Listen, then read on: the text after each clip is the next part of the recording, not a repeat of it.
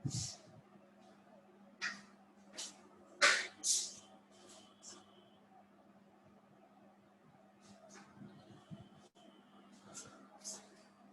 afternoon, students. Good afternoon, sir. Okay. Last class में हमने equations of motion पढ़ ली थी, सबको याद होगी? First equation of motion Yes, sir. equal to u plus at. Second equation of motion s is equal to ut plus half at square. And third equation of motion v square is equal to u square plus 2as. सबको याद है? Okay, इसके और questions करेंगे अभी. सो एक दो question शायद कर लिए थे लास्ट क्लास में, हमने ब्रिज वाला क्वेश्चन किया होगा और एक को मिड पॉइंट वाला क्वेश्चन किया था. सबको समझ में आ गया था? Yes, sir. Okay, next question लिखो. If a particle starts from rest,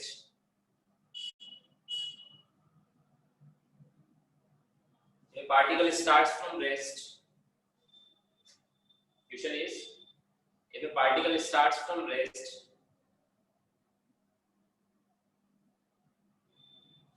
calculate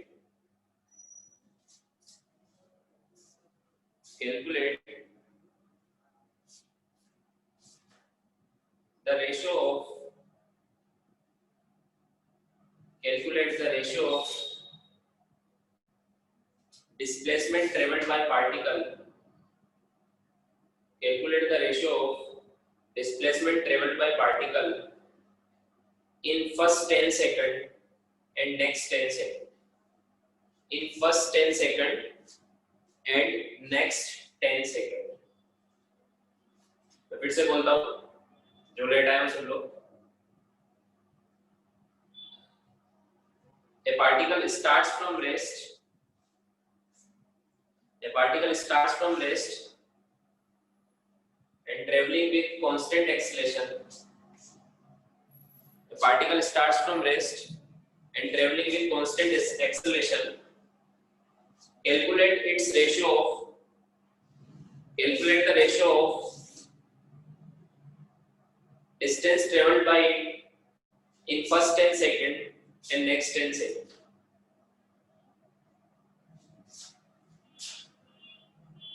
time पे आया करो, बहुत सारे लोग तो मैंने क्वेश्चन ही बोल दिया. सर डिस्प्लेसमेंट है डिस्टेंस. हाँ, एक ही है, दोनों का आंसर एक ही आएगा क्योंकि पार्टिकल स्ट्रेट लाइन में चल रहा है ना. तो जब हम सीधे सीधे चल रहे हैं तो डिस्टेंस और डिस्प्लेसमेंट एक ही होता है. ठीक है, मैंने क्या क्वेश्चन बोला है? पार्टिकल स्ट्रेट लाइन में स्टार्टिंग फ्रॉम रेस्ट से स्टार्ट हुआ है विद कांस्टेंट एक्सेलरेशन. ठीक है, एक्सेलरेशन यूनिफॉर्म है. यूनिफॉर्म एक्सेलरेशन का मतलब क्या है? हम equations of motion we can use. मैंने लास्ट क्लास में आपको बताया था कि इक्वेशंस ऑफ मोशन हम कब यूज कर सकते हैं? जब एक्सेलरेशन कांस्टेंट होना चाहिए, तब हम इक्वेशंस ऑफ मोशन यूज कर सकते हैं. ठीक है, so particle started from rest, ठीक है, and acceleration is uniform. We have to find out the ratio of the displacement traveled by the particle in first 10 second and next 10 second. So how to do it? तुम कर रहे हो, मैं बताऊं?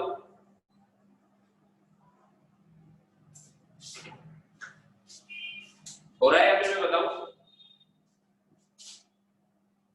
Sir try करते हैं. हाँ,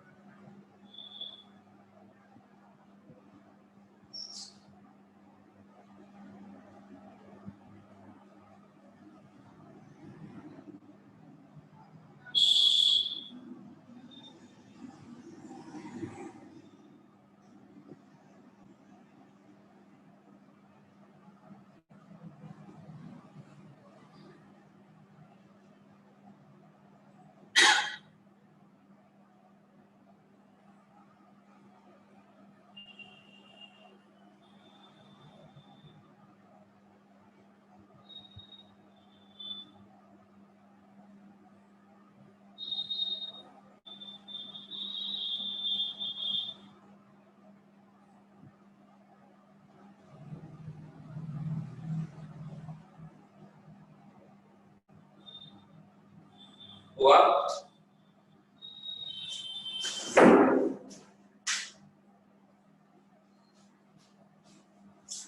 चलो देखो सर एक्सेलरेशन नहीं दिया है ना? हाँ नहीं, बस इतना केवल कि कांस्टेंट है। अब देखो जिन्होंने अगर क्वेश्चन नहीं सुना है तो एक बार सुन लो। डिस्टेंस 5a आ रहा है। क्या है?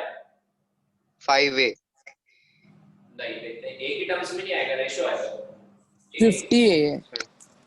चलो देखो अभी, देखो पार्टिकल स्टार्ट फ्रॉम रेस्ट। 50। मान लो पार्टिकल a से शुरू हुआ, सो उसकी इनिशियल वेलोसिटी तो 0 है, रेस्ट से शुरू हुआ।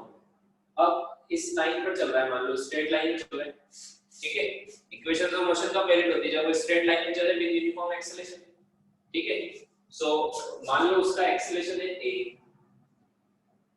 इस लाइन पर, तो 10 सेकंड के बाद, मान लो 10 सेकंड पर वो यहां से यहां आ गया a से b तक, तो क्या मैं ये बता सकता हूं क्या कि a से b वो कितना चला 10 सेकंड में? कौन सी इक्वेशन से बता सकते हैं बताओ, जिसमें टाइम आता है, इनिशियल वेलोसिटी आती है और एक्सेलरेशन आता है? Second equation, S equals to ut plus half at square. मान लो कि वो फर्स्ट 10 सेकंड में यहां से यहां तक s1 चला। ध्यान से देखना सर कैसे कर रहे हैं। फर्स्ट 10 सेकंड में कहां से कहां तक चला? a से b तक, मान लो s1 चला, तो s1 कितना होगा? फॉर्मूला क्या होता है? ut plus half at square। So u तो 0 है, इनिशियल वेलोसिटी 0 है, plus half t square. a की जगह a रख दो, t की जगह रख दो 10 into 10, तो कितना आएगा s1? 50 s1 आ गया 50a, ठीक है। और देखो अब आगे, अब मान लो आगे इसी लाइन पर वो अगले 10 सेकंड में b से c तक आ गया और कितना चला? s2। b से c तक कितना चला? s2। अब देखो अगर s2 भी निकालना है तो इक्वेशन अगर मैं ये लगाता हूं ut plus half at square, तो क्या यहाँ पे 0 पुट कर सकता हूँ क्या? नहीं सर। No, क्योंकि sir. यहाँ पर वेलोसिटी sir. 0 है, यहाँ पर u equal to is not 0 है क्या 0? नहीं नहीं सर। तो फिर आपको क्या करना पड़ेगा, ध्यान से सुनो। यहाँ पर वेलोसिटी निकालनी पड़ेगी, यहाँ पर वेलोसिटी के लिए फर्स्ट इक्वेशन यूज करो। कौन सी इक्वेशन? फर्स्ट इक्वेशन क्या होती है? v is equal to u plus at। तो इस इक्वेशन से यहाँ की वेलोसिटी आ जाएगी, फिर वो वेलोसिटी जब यहाँ से यहाँ सेकंड इक्वेशन लगाओगे तो वो इनिशियल वेलोसिटी बन जाएगी। तो बहुत कॉम्प्लिकेटेड इक्वेशन हो जाएगा। इससे अच्छा क्या करो, ऐसे भी आंसर तो आ जाएगा बट कैलकुलेशन लंबी हो जाएगी। फर्स्ट इक्वेशन लगाओ, फिर उससे वेलोसिटी निकालो, फिर वो वेलोसिटी यहाँ पर पुट करो, फिर उससे s2 निकालो, फिर s1 अपॉन s2 निकालो, तो क्वेश्चन लंबा हो जाएगा। इसको शॉर्ट में कैसे करें? तो शॉर्ट में करने का क्या तरीका है, मैं इसको ना निकाल के, क्योंकि इसके लिए मुझे वेलोसिटी नहीं पता, ये निकालनी पड़ेगी। इसको ना निकाल के मैं अगर यहाँ से यहाँ तक कितने सेकंड हुए टोटल? a से c तक 20 सेकंड। अगर मैं a से c तक की डिस्टेंस निकालूं तो पूरी, मैंने पहले a से b तक लगाया फ्रॉम a टू b, अब मैं फ्रॉम a टू c लगा, b टू c नहीं लगा रहा क्योंकि मुझे इनिशियल वेलोसिटी नहीं पता। So from a to c total time कितना है 20 सेकंड 10 plus 10 और टोटल चला कितना वो S1 plus S2 तो मुझे S1 पहले से पता है तो S2 निकल जाएगा बाद में तो S1 plus S2 ये A से C के बीच में is equal to UT plus half AT square क्या यहाँ मैं जीरो पुट कर सकता हूँ यस सर हाँ सर यस सर क्योंकि मैं कहाँ से निकाल रहा हूँ शुरू से निकाल रहा हूँ 20 सेकंड का मैंने पहले 10 सेकंड का निकाला अब मैं 20 सेकंड का निकाल रहा हूँ फिर 20 सेकंड में से 10 सेकंड का माइनस कर दूंगा तो नेक्स्ट 10 सेकंड का आ जाएगा हाँ क्वेश्चन लिखा है सबने ठीक से क्या पूछा है ratio of the distance travelled by the body in first 10 second and next 10 second मतलब आपसे पूछा है S1 अपॉन S2 पूछा है ओके ठीक है सो S1 plus S2 इसमें मैं 0 पुट कर दूंगा तो S1 plus S2 is equal to 0 plus half A into 20 into 20 कितना आएगा ये 400 by 2 मतलब 200 A आएगा और S2 1 है ना 200 A आएगा तो S1 की वैल्यू 50 है तो S2 होगा 200 माइनस S1 की वैल्यू 50 रख दो तो क्या आएगा 150 A ये S2 आ गया वो S1 आ गया तो S1 अपॉन S2 कितना है 1/3 1:3 ये आंसर है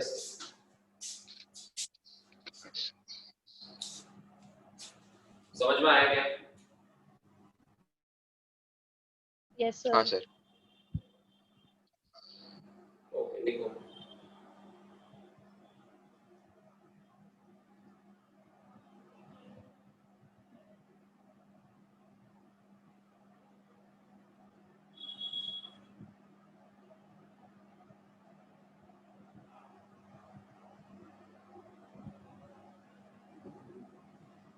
done sir done yes sir No, sir. No, sir, wait.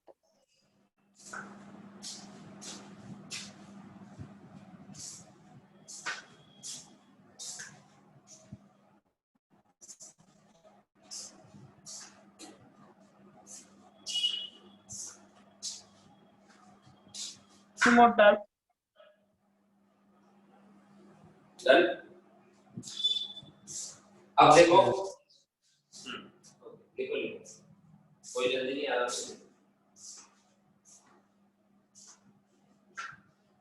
अब देखो ये क्वेश्चन जो लिखते भी जाओ सुनते भी जाओ ये क्वेश्चन एक स्टैंडर्ड क्वेश्चन है इस क्वेश्चन का रिजल्ट आपको याद रखना है क्यों क्योंकि मैं बताता हूँ ये बार-बार क्वेश्चन आता रहता है इससे रिलेटेड क्वेश्चन आता है तो ऐसे क्वेश्चंस को हम बोलते हैं स्टैंडर्ड क्वेश्चन मतलब इनके रिजल्ट मतलब जो आंसर आया इसको हमें थोड़ा ध्यान में रखना पड़ता है क्योंकि ये क्वेश्चन बार-बार बनते हैं लिख लिया क्या सबने Yes, sir. Sir, 1 minute last बाकी. यस सर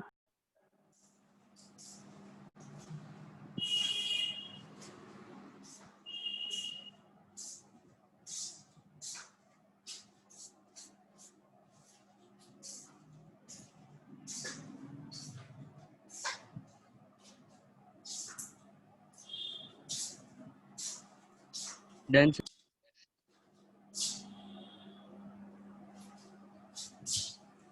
अब देखो इसी क्वेश्चन में अगर मैं पूछता कि अगले 10 सेकंड में भी कितना चला फर्स्ट 10 सेकंड में 50 A चला नेक्स्ट 10 सेकंड में 150 A चला अगले 10 सेकंड में उसका भी रेशियो बताओ मतलब S1:2 S2:2 S3 ऐसा पूछा जाता है ठीक है तो हम ऐसे ही सोल्व करते हैं फिर अगले 30 सेकंड्स तक का हम शुरू से निकालते हैं नहीं रेशियो का फायदा उठाते है ना तो यहाँ पे क्या लिखता है 30 का स्क्वायर प्लस 30 का 900 आता है by 2 तो 450 आता तो कितना आता 450 समझ में आया तो ऐसे फिर वैसे ऐसा ही क्वेश्चन करते जितना भी आता वैसे ही करते उसका आंसर आता 1:3:5 क्या आंसर आता 1:3:2 ओके हाँ फिर अगले और 10 सेकंड का पूछते हैं तो रेशियो ऐसे याद रखो 1:3:5:7:9:11 ऐसा आंसर आएगा समझ में आया क्या यस सर यस सर तो अब क्वेश्चन कैसे बनते हैं देखो इसके क्वेश्चन ऐसा नहीं है कि फर्स्ट 10 सेकंड और नेक्स्ट 10 सेकंड का कहीं का भी बन सकता है। तो कैसे बनते हैं क्वेश्चन देखो। सबसे पहले तो रिजल्ट याद रखना है। रिजल्ट क्या है वो बताता हूं। जैसे कब ये रिजल्ट लगाना है वो भी जरूरी है। कब ये रिजल्ट आपको लगाना है कि 1:3:5:7:9 ये कब होता है ऐसा, मतलब पार्टिकल का डिस्टेंस का रेशियो है डिस्प्लेसमेंट का ratio every equal time interval में। क्वेश्चन कैसा आता है कि पार्टिकल एक तो स्टार्ट से रेस्ट से स्टार्ट हुआ और उसका एक्सेलरेशन होना चाहिए यूनिफॉर्म। देखो दोनों मैंने दिया था, क्वेश्चन दिया था ना। हाँ सर। फिर मैंने बोला था first 10 second and next 10 second. वो कुछ भी बोल सकते हैं, first 2 second, next 2 second, next then next 2 second, ऐसे मतलब टाइम इंटरवल इक्वल होना चाहिए। ऐसा नहीं कि फर्स्ट 2 सेकंड में और फिर नेक्स्ट 3 सेकंड का रेशियो बताओ, तो फिर ये रेशियो नहीं आएगा, फिर आपको निकालना पड़ेगा ऐसे ही जैसे मैंने बताया। समझ में आया क्या? तो क्या क्या होना चाहिए? एक तो start from rest plus uniform acceleration plus time interval equal होना चाहिए। क्या इक्वल होना चाहिए? स्ट्रेट लाइन भी होना चाहिए ना? हाँ, अगर यूनिफॉर्म एक्सेलरेशन मतलब पार्टिकल स्ट्रेट लाइन में चल रहा है, स्ट्रेट लाइन में होना चाहिए। ठीक है, सो फर्स्ट देखो क्या क्या होना चाहिए। Start from rest, uniform acceleration and time interval equal. एक स्ट्रेट लाइन में चलना चाहिए। ठीक है, सो रेशियो ऑफ डिस्प्लेसमेंट हमेशा ये रिजल्ट याद रखो। S1:2 S2:2 S3:2 S4:2 and so on। Answer आएगा 1:3:5:9:2 7:9:11 ये आंसर है। अब जैसे क्वेश्चन ये है, मान लो आपसे पूछ लिया S3:S4 पूछ लिया। S3:S4 मतलब कि फर्स्ट जैसे पार्टिकल यूनिफॉर्म एक्सेलरेशन से चल रहा है स्ट्रेट लाइन, मुझे बताओ कि ratio of displacement travelled in second 5 to 6 and 7 to 8 क्या रेशियो होगा? मतलब 2 सेकंड्स में उसने डिवाइड कर दिया क्वेश्चन में। कितने कितने सेकंड में डिवाइड कर दिया? 2 सेकंड में। सो फिफ्थ एंड 6 सेकंड में कितना चला एंड देन 7 सेकंड और 8 सेकंड में कितना चला, उसका रेशियो बताओ। आंसर क्या है? 5:7। डायरेक्ट लगाना है। समझ में आया क्या? डायरेक्ट लगाना है फिर आपको, क्योंकि हमने क्वेश्चन कर लिया है। मैंने आपको रिजल्ट बता दिया है। ये रिजल्ट कहां वैलिड है वो भी मैंने बता दिया आपको। अब आप डायरेक्ट आंसर टिक कर सकते हो। जैसे मैंने बोला एक क्वेश्चन कि ए particle start from rest move with uniform acceleration in straight line. Okay, find out the ratio of the displacement travelled by the particle in first 2 second and fifth and sixth second. Okay, and fifth plus 6 second. मतलब मैंने क्या पूछा? S1:2 S3, तो answer क्या आएगा? 1:5। समझ गए क्या? Yes, sir. लिख लो रिजल्ट। No sir. नो किसने बोला? सर नहीं समझा। जब भी सर जैसे नहीं वो समझा। जो मैंने कराया, जो भी क्वेश्चन कराया वो समझ में आया सर क्या?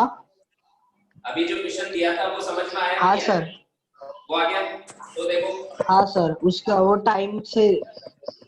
हाँ अब देखो इधर, जैसे पार्टिकल U=0 से शुरू हुआ विद कांस्टेंट एक्सेलरेशन। ठीक है, यहां तक आ गया, मान लो t टाइम में, अगले t टाइम में यहां तक आ गया, अगले t टाइम में यहां तक आ गया, अब अगले t टाइम में जगह। तो ये जो रेशियो होता है उसका, ये S1 S2 S3, ये 1:3:5:7 होता है। समझ में आया क्या? अब आ गया समझ में?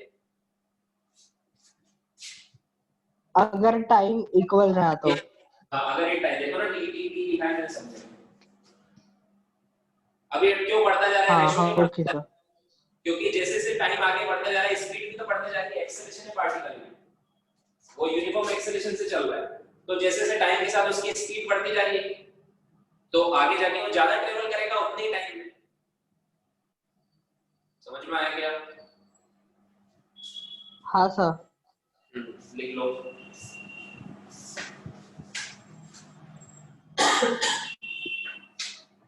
सर इसे आपने टाइम इंटरवल के साथ कैसे रिलेट किया, वो एक बार फिर से बताएंगे? ये टाइम इंटरवल सेम होना चाहिए।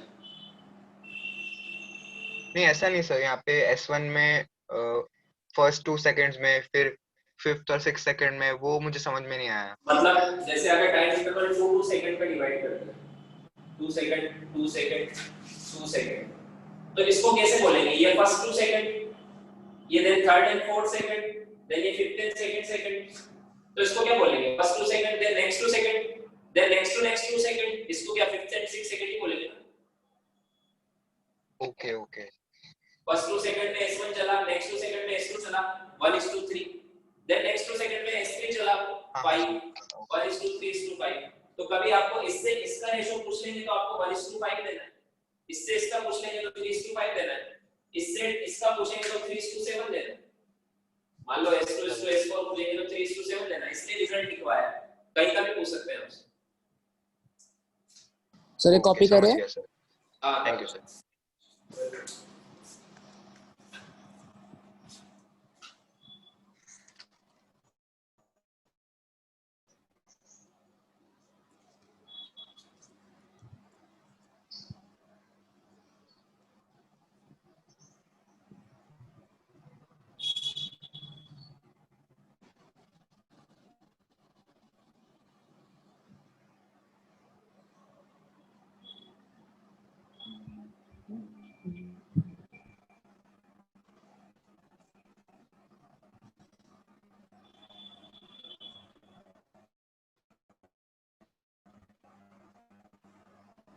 Done, sir.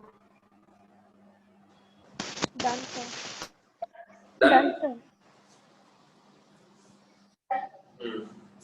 नेक्स्ट क्वेश्चन लिखो। देखो इन सब क्वेश्चन में मैं एक्सेलरेशन कांस्टेंट दे रहा हूं क्योंकि हम अभी प्रैक्टिस कर रहे हैं यूनिफॉर्मली एक्सेलरेटेड मोशन का, ठीक है? तो ए particle moves with constant acceleration, A particle moves with constant acceleration, mute हो जाओ किसी की साउंड आ रही है। ए particle moves with constant acceleration and covers 4 meter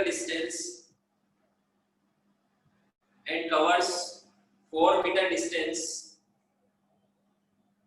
in first 2 second.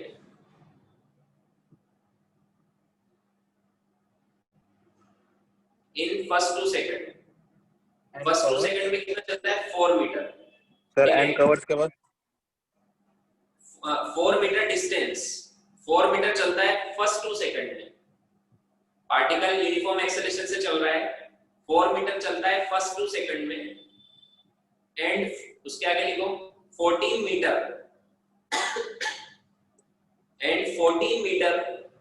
In next 4 second. Sir 14 की 40 14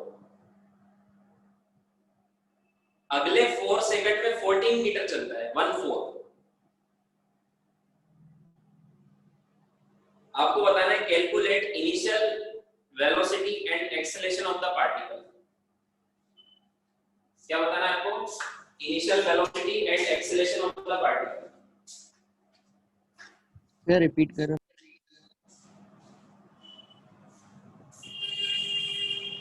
फिर से लिखो। A particle moving with constant acceleration covers 4 meter in first 2 second.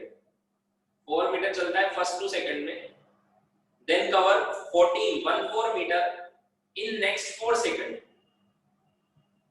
Calculate initial velocity and acceleration of the particle.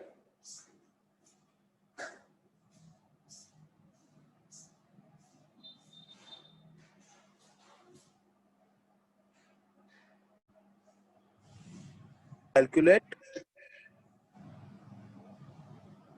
और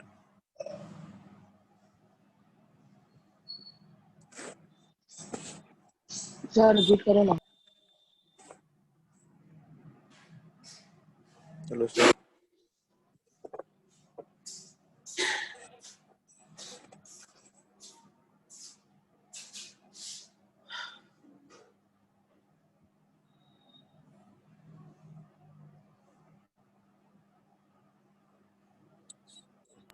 hello hello sir, hello sir. एक बार repeat करो ना।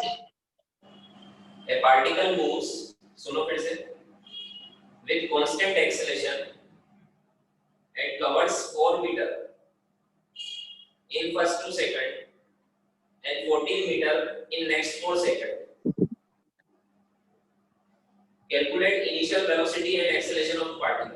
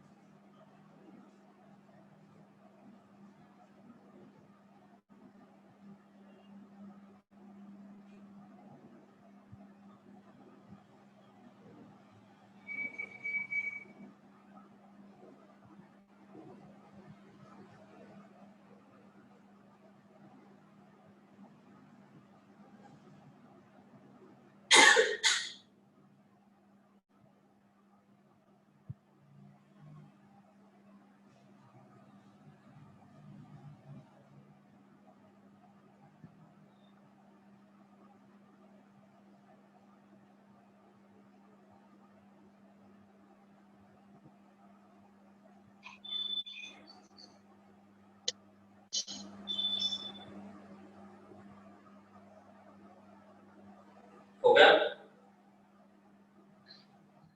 Initial velocity acceleration 1.5 meter per second square है.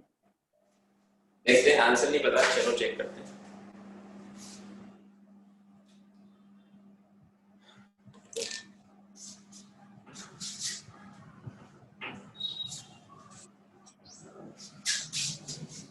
देखो ये भी कुछ ऐसे ही हो जाएगा. जैसे मान लो पार्टिकल, इसकी इनिशियल स्पीड हमें पता नहीं है, हमें निकालना है u से चल रहा है, और इसका एक्सेलरेशन भी हमें नहीं पता, मान लो a से चल रहा है. ठीक है, तो हमें तो क्या करना है, फर्स्ट 2 सेकंड में t इक्वल टू 2 सेकंड में ये 4 मीटर चला, मान लो a से b आ गया, एंड नेक्स्ट 4 सेकंड में, मतलब यहां से यहां तक का टाइम है 4 सेकंड का, यहां से यहां तक का ये 14 मीटर चला और यहां तक आ गया, ये फ्यूल. तो हमें u और a बताना है. तो सबसे पहले तो a से b तक, from a to b, second equation लगा दो, क्योंकि जब भी u a और t s u a t की बात होती है तो सेकंड इक्वेशन लगती है. तो s कितना है a से b तक का 4, तो क्या लिखूंगा, 4 is equal to initial velocity u, पहले चलो इक्वेशन लिख देता हूं, s is equal to ut plus half at square. तो s की जगह क्या लिखूंगा 4, u की जगह u लिखूंगा, t की जगह क्या लिखूंगा, कितना टाइम है a से b तक 2 second plus half a t square, मतलब 2 into 2, एक 2 से एक 2 कैंसिल, तो 4 is equal to 2u plus 2a, 2 से 2 कैंसिल हो जाएगा, तो u plus a is equal to आ गया 2. एक इक्वेशन तो ये आ गई, u plus a equal to 2.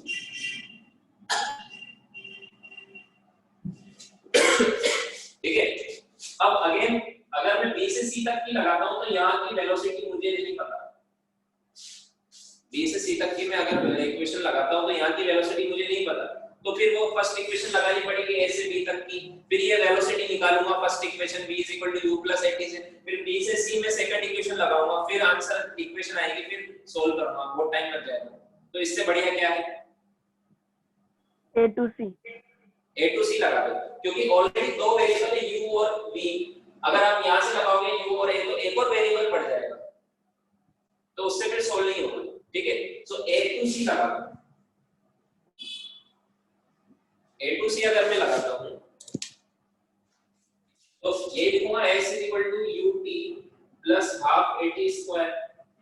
s कितना है s से का 4 + 14 80, u उतना ही इनिशियल वेलोसिटी a से u इनटू टाइम कितना हो गया 2 + 4 6 plus half a 6 × 6 3 times So 18 is equal to 6u, ठीक है, प्लस 6 into 3 18a, तो 6 से डिवाइड करेंगे तो u plus 3a is equal to आ जाएगा 3, दोनों तरफ 6 से डिवाइड कर दिया, तो 3a हो गया, ये u हो गया, ये बचा 3, और एक इक्वेशन है वो u plus a equal to 2, इसमें से अगर मैं माइनस करता हूँ तो u से u कैंसिल हो जाएगा, 3a में से a गया तो 2a बचा, 3 में से 2 गया तो 1 बचा, तो a इक्वल टू आ गया 0.5। एक्सेलरेशन कितना है 0.5, और a की वैल्यू आप 0.5 पुट करोगे तो u आ जाएगा, 2 में से 0.5 गया तो 1.5, यही आएगा आंसर। हाँ सर यही है। लिख लो।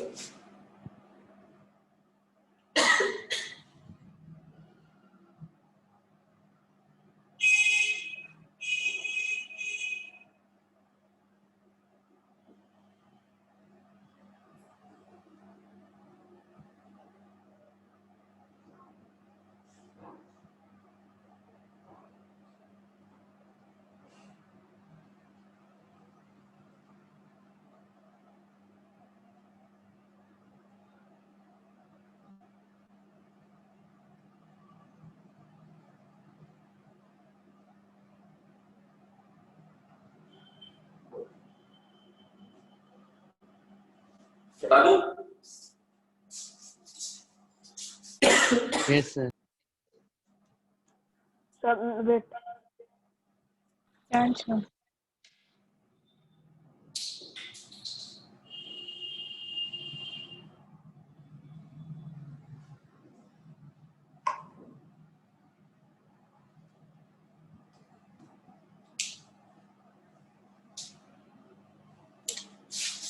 बता दूं ना?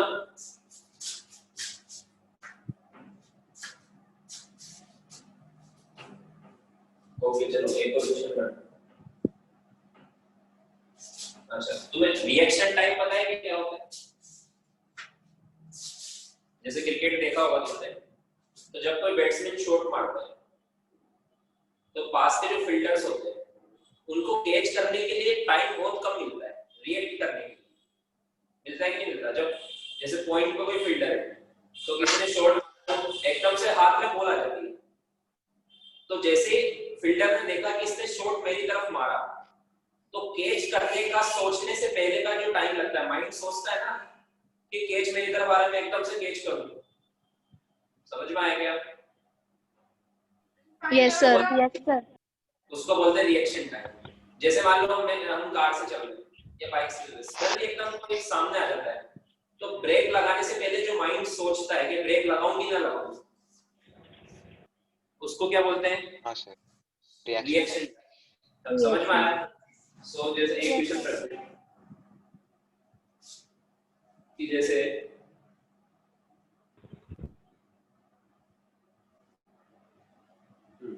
ये कार चल रही है, ठीक है, 20 मीटर पर सेकंड से, सडनली कांस्टेंट स्पीड से चल रही है, एकदम से रोड पे कोई एक चाइल्ड आ गया, ठीक है, तो इसने देखा रोड पे चाइल्ड आके एकदम से ब्रेक लगाएगा, तो ब्रेक देखते ही लगा देगा क्या? कि थोड़ा सा तो टाइम लगता है। नहीं सर। हाँ, तो इसका जो रिएक्शन टाइम है, रिएक्शन टाइम में वो है 0.5 सेकंड। तो इसका मतलब 0.5 सेकंड तक तो ये 20 से चलता रहेगा जब तक ब्रेक नहीं लगाएगा, मतलब 0.5 सेकंड के बाद इसको देखने के 0.5 सेकंड के बाद इसने ब्रेक लगाया, ये मीनिंग होता है रिएक्शन टाइम। समझ में आया क्या? Yes sir, yes Yes sir. अब देखो, अब जब हम ब्रेक लगाते दिखाई नहीं दे रहा है। जब हम ब्रेक लगाते हैं तो एकदम से जब कोई सामने आता है तो पूरा ब्रेक दबा देते हैं ना? नहीं थोड़ा सा दबाते हैं, छोड़ो जो होगा देखा जाएगा, पूरा ही दबाते हैं ना एकदम? पूरा दबा देगा। Yes sir. तो पूरा दबाने से हेलो। ब्रेक से क्या आता है? रिटार्डेशन आता है या नेगेटिव एक्सेलरेशन आता है? कार की स्पीड कम होती है नेगेटिव ना? ब्रेक से क्या आता है? स्पीड कम नेगेटिव होती है। एक्सेलरेशन। हाँ, नेगेटिव एक्सेलरेशन आता है। तो जो इस कार का जो मैक्सिमम रिटार्डेशन, अगर आप पूरा ब्रेक दबा दो उसको बोलते हैं मैक्सिमम रिटार्डेशन, वो आ सकता है -5 मीटर पर सेकंड स्क्वायर का। देखो पूरा क्वेश्चन लैंग्वेज फॉर्म में नहीं लिखाऊंगा मैं, अब हम बड़े हो गए तो मैं मेन डेटा गिवन दे रहा हूं तुम्हें। क्वेश्चन में क्या आएगा, a car is moving with 20 meter per second with constant speed, suddenly a child comes on the road at a certain distance, okay, the reaction time of the driver is 0.5 second, the maximum acceleration that brake can apply is -5 meter per second square। तो पूछा क्या है question में, इसकी distance भी given होगी, इसकी distance है कार से जब इसने देखा,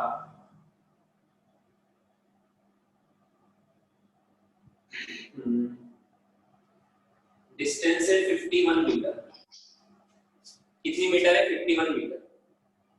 तो आपसे पूछा है कि बताओ ये इसको ठोकेगा कि नहीं ठोकेगा, बच जाएगा क्या है जो भी रोड पे आ गया सामने। आंसर आपको क्या देना है कि एक्सीडेंट होगा कि नहीं होगा, मतलब वो बचेगा या नहीं बचेगा। समझ में आया?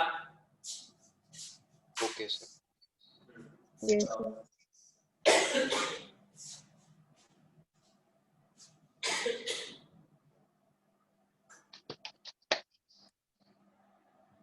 सर वो 20 मीटर पर सेकंड दिए है ना? हाँ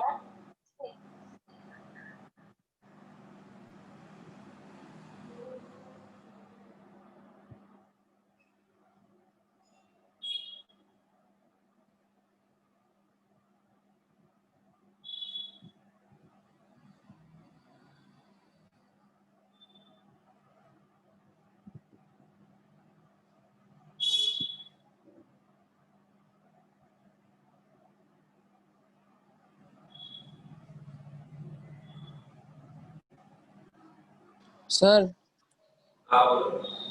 सर एक बार वापस एक्सप्लेन कर सकते हो क्या? क्वेश्चन, हाँ सर।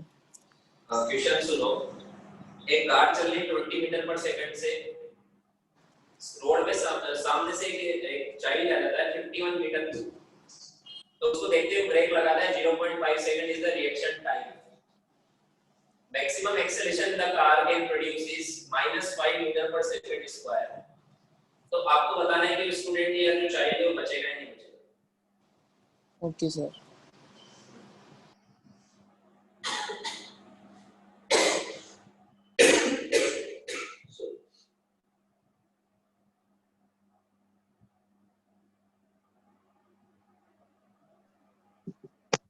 Hello, sir. हाँ बोलो।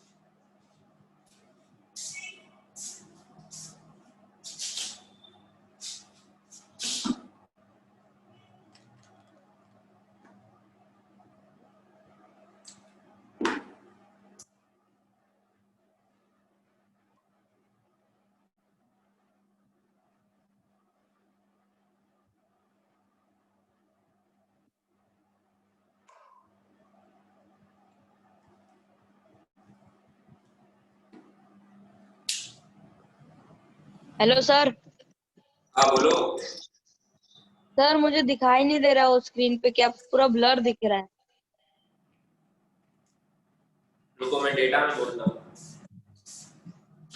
ये मैक्सिमम एक्सेलरेशन है -5 का, रिटार्डेशन, हाँ सर। कार की स्पीड है 20 metre per second, reaction time है 0.5 सेकंड और डिस्टेंस है 51 मीटर।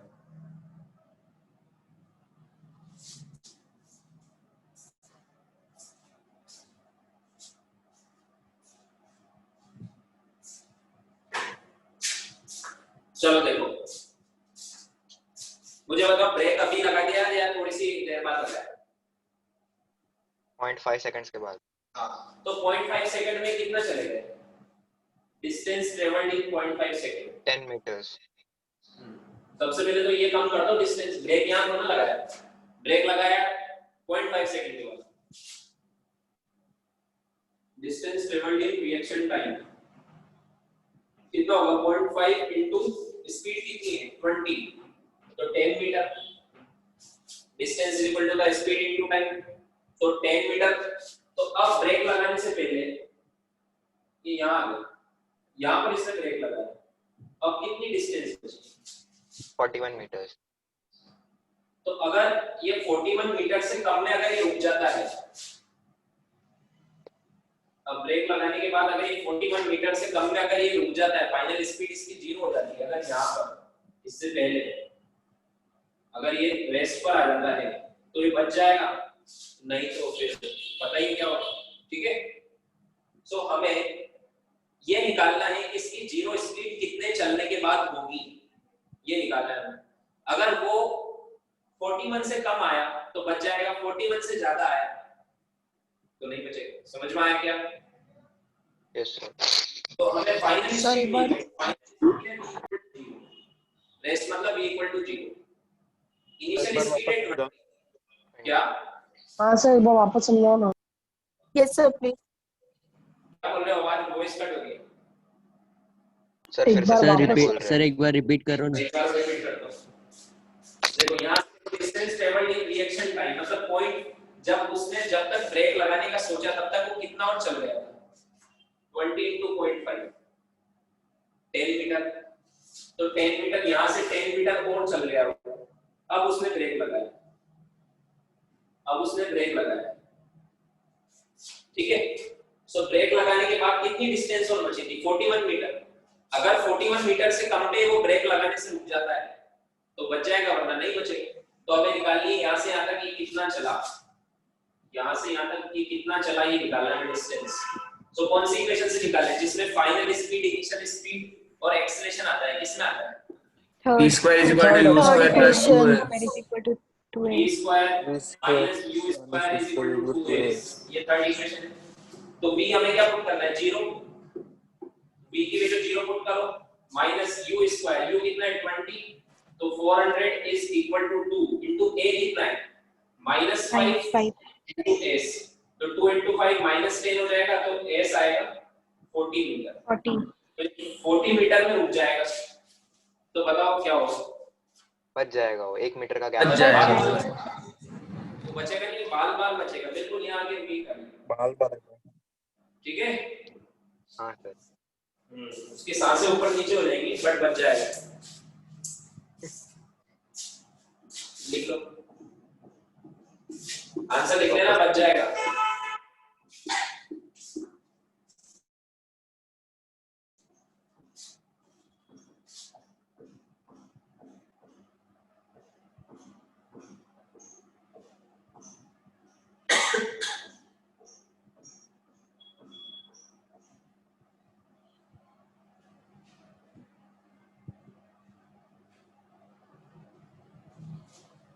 Done, sir.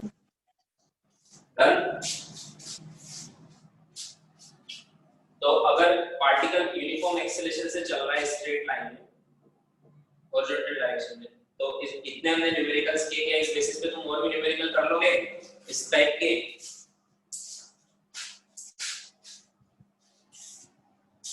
अब हम देखेंगे वर्टिकल मोशन वाले जैसे मान लो मैंने किसी चीज को ऊपर फेंका तो ये वापस आती है ना मेरे पास हाँ Yes.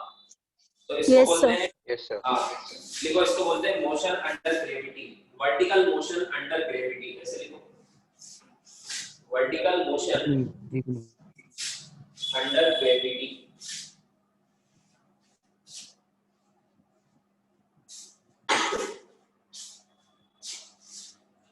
वर्टिकल मोशन देखो ये भी तो स्ट्रेट लाइन ही होता है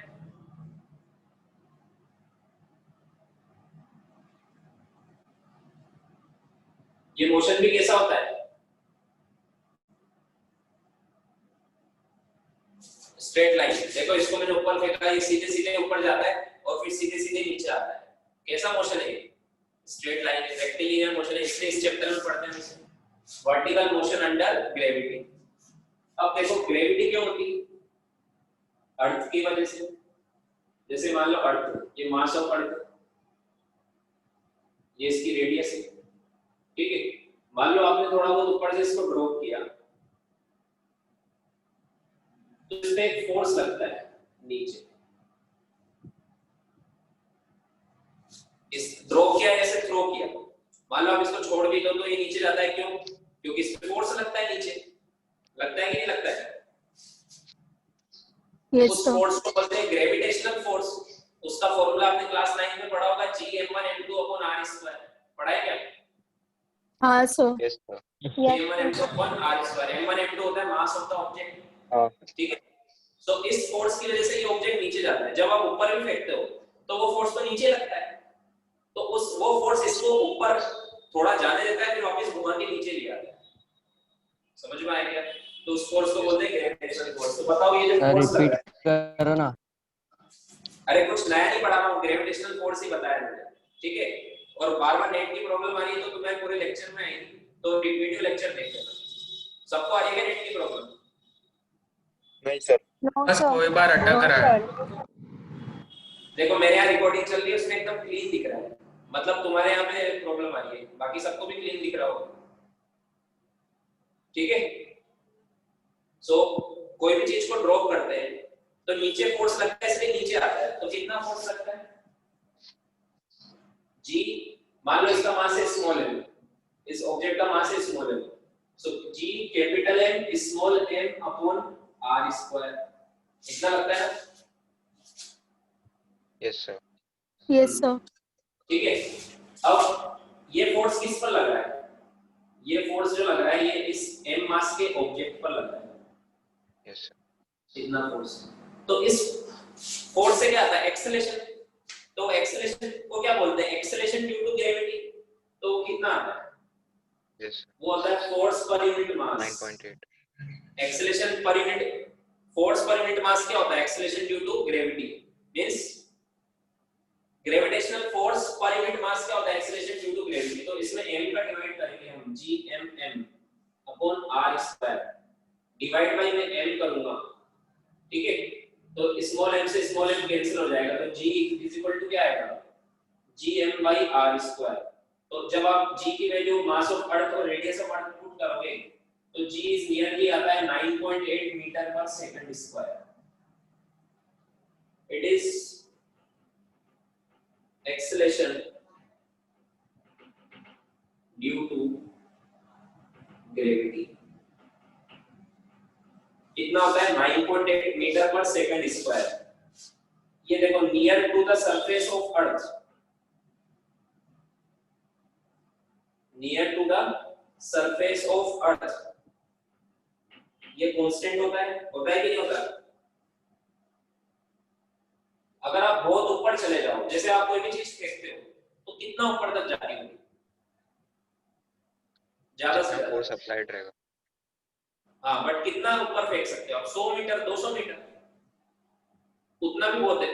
10 किलोमीटर भी फेंक दो, वहां तक भी जी को कांस्टेंट मान लो, 10 किलोमीटर तक भी जी को कांस्टेंट मान लेते हो। समझ में आया क्या? हाँ, बट ऐसा ऑब्जेक्ट फेंका जो अर्थ के बाहर चला गया, वहां पर जी कांस्टेंट नहीं होगा, फिर तो वहां पर इक्वेशंस ऑफ मोशन नहीं लगा सकते। समझ में आया क्या? बट आप ऐसे ऊपर नीचे फेंक रहे हो, नहीं आया, चला गया बाहर, ठीक है। सो ऊपर नीचे हम फेंक रहे हैं, तो जितना हम, जहां तक हमारी रेंज होती है वहां तक जी तो कांस्टेंट होता है पक्का, और जी मतलब एक्सेलरेशन। तो जब भी एक्सेलरेशन कांस्टेंट हो, जब भी एक्सेलरेशन कांस्टेंट हो तो क्या हम इक्वेशंस ऑफ मोशन लगा सकते हैं? Yes sir. तो क्या इस मोशन Yes, में sir. भी हम मोशन लगा सकते हैं? लगा सकते हैं। यस, इसलिए यहाँ पे पढ़ रहे हैं इसको। अब देखो, तो g की वैल्यू होती है 9.8 मीटर पर सेकंड स्क्वायर। मतलब जैसे मान लो आपने कोई भी ऑब्जेक्ट को ऊपर फेंका, है ना, इस g को हम 10 लेके भी सोल्व कर लेते हैं। मान लो 10 मान लेते हैं, g की वैल्यू क्या होती है? 10। तो जैसे मान लो आपने इसको 10 मीटर पर सेकंड से ऊपर फेंका, तो इसकी जितने से भी फेंका हो, 10 का मतलब ये है कि जब जब ये ऊपर जाएगा इसकी स्पीड 10 से कम होगी, और जब जब ये नीचे आएगा इसकी स्पीड 10 से बढ़ेगी। समझ में आया? तो जैसे मान लो मैंने 20 से फेंका, तो कितने सेकंड में इसकी स्पीड 0 हो जाएगी? 2 सेकंड्स। 2 सेकंड। क्योंकि एक सेकंड बाद 20 से 10 हो जाएगी और अगले सेकंड बाद 10 से 0 हो जाएगी, मतलब 2 सेकंड तक ही ऊपर जाएगा। मान लो मैंने 50 से फेंका तो कितने सेकंड तक ऊपर आएगा? 5 सेकंड 5 seconds. है ना? तो मैंने बोला 50 सेकंड से मैंने ऊपर फेंका, बताओ 3 सेकंड बाद 50 से फेंका ऊपर, 3 सेकंड बाद कितनी स्पीड हो जाएगी बताओ? 20 मीटर पर सेकंड। 20 हो जाएगी। -20 3 सेकंड में कितना कम हो जाएगा? 10 10 10 करके 30 कम होगा ना।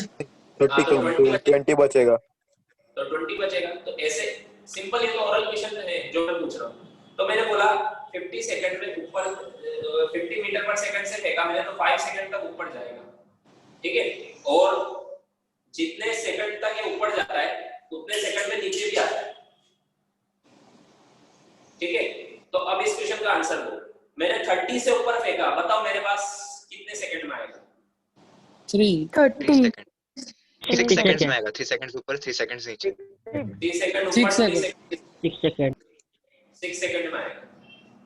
Yes sir. समझ में आया क्या? Yes, sir. समझ में आया? अब Yes, Yes, sir. अब ऊपर से नीचे की बात करते हैं। मैंने यहां से ड्रॉप किया, मान लो 5 सेकंड में ग्राउंड पर पहुंचा तो कितनी स्पीड से टकराया? 50 50 से। कैसे बताया सबने?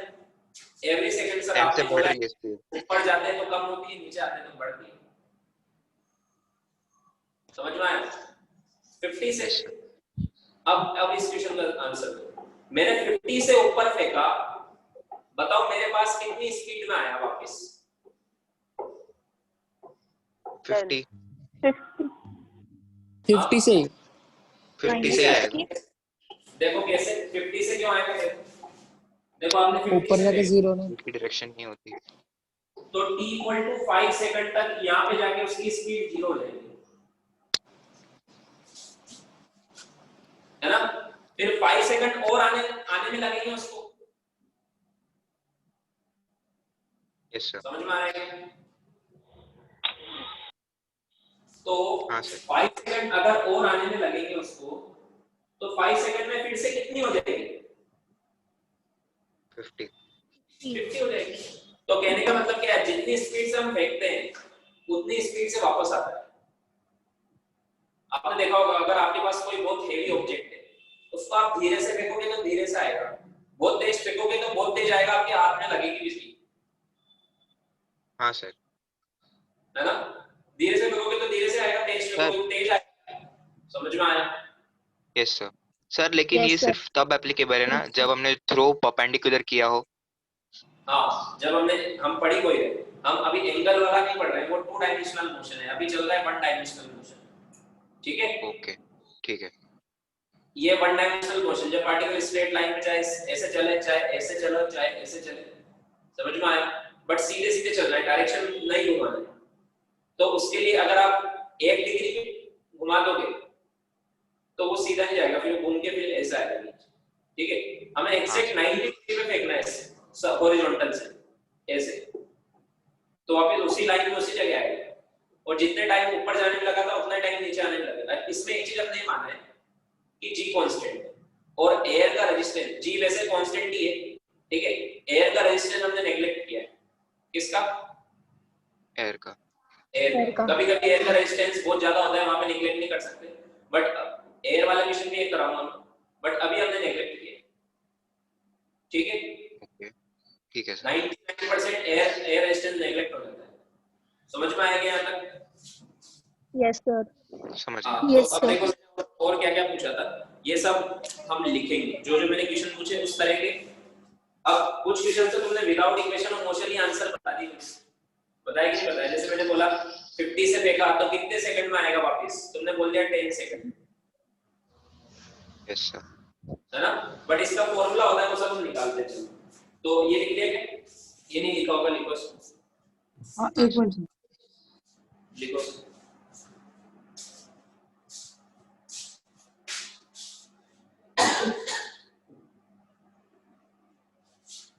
बाद में एक लाइन लिख देना, it is constant so acceleration equations of motion can be used here.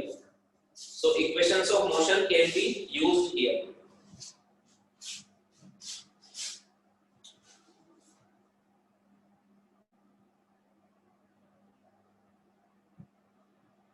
Done, sir. Wait, sir. No sir.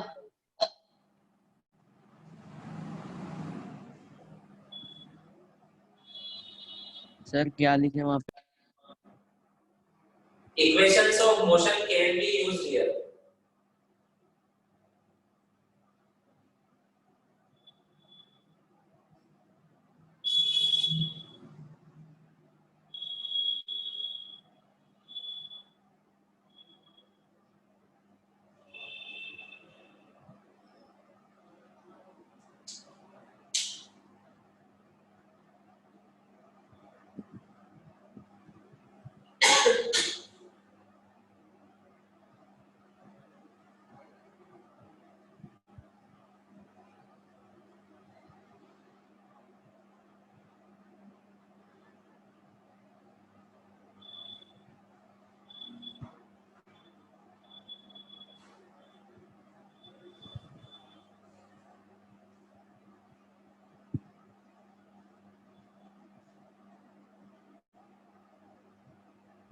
देख लिया? Yes, sir. हटा दो.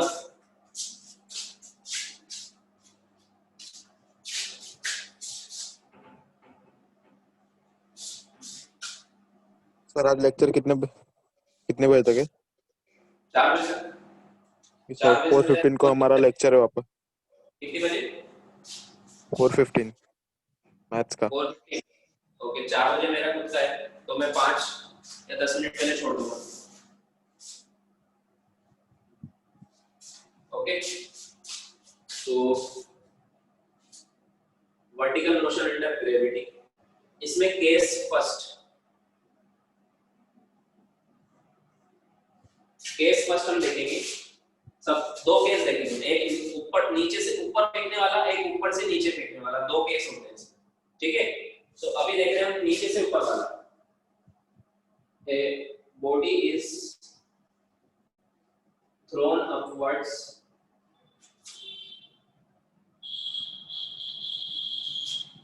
with initial velocity u. The body is thrown upwards with initial velocity u. ठीक है, आप देखो इसमें जैसे ग्राउंड है, एक बॉडी को ऊपर थ्रो किया है u की स्पीड से. तो सबसे पहले तो हमें बताना है कि कितने ऊपर तक चलेगा, मैक्सिमम हाइट बताना है. तो इसमें एक और पॉइंट इसके अंदर maximum height of the body, ये हमें बताना है. Maximum height of the body. तो मुझे बताओ ये कब तक ऊपर जाएगा? जब तक इसकी स्पीड 0 ना हो जाए. सर आपका वीडियो बहुत अटक रहा है. हाँ सर, अटक रहा है, आवाज भी अच्छे से नहीं आ रही है. हाँ सर. हाँ सर.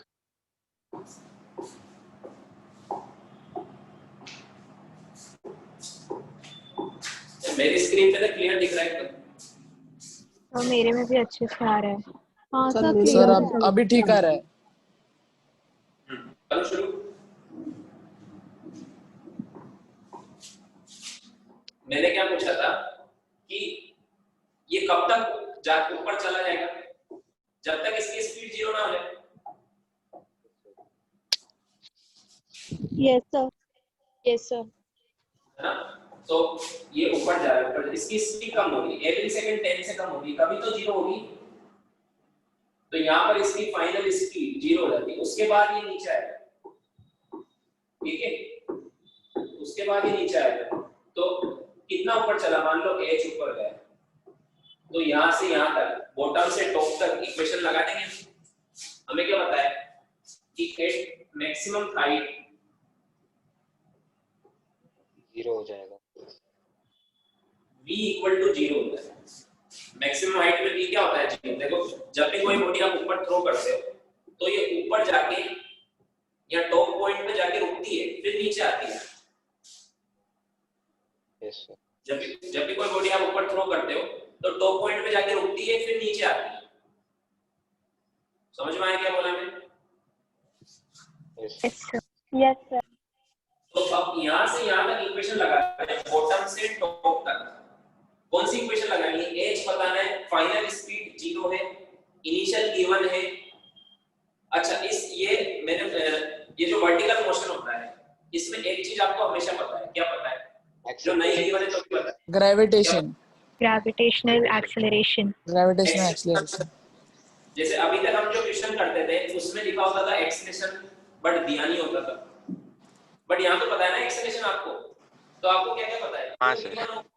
v पता है 0 है, यहाँ पर एक्सेलरेशन पता है -9.8 होता है, या -g बोल देते हैं उसको। अच्छा, एक और चीज बहुत इंपॉर्टेंट, इधर देखो, साइन कन्वेंशन भी लिखना है अभी इधर देखो। साइन कन्वेंशन जैसे अभी तक हम राइट और लेफ्ट में क्या बोलते थे? इस तरफ जा रहे हैं तो प्लस, इस तरफ डिस्प्लेसमेंट तो नेगेटिव, वैसे ही अब इसमें ऊपर और नीचे की बात करेंगे तो वैसे मैंने बताया था, ऊपर की तरफ सब पॉजिटिव होता है।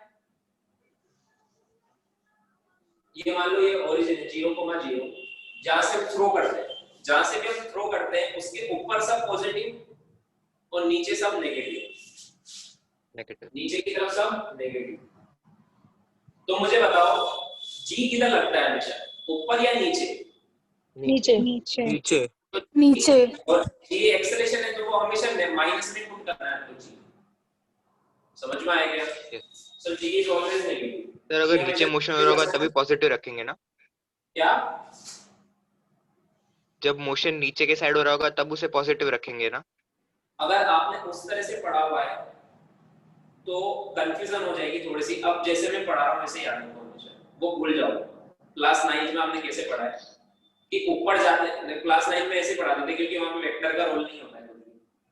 अब हमने वेक्टर सीख लिया तो हमने डिसाइड फिक्स कर दिया ना, इधर आई कैप, इधर माइनस आई कैप, ऊपर जे कैप, नीचे माइनस जे कैप।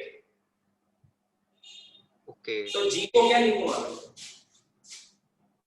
-10 जे कैप, ये लिखूंगा ना, +10 जे कैप लिख सकता हूँ क्या करेंगे?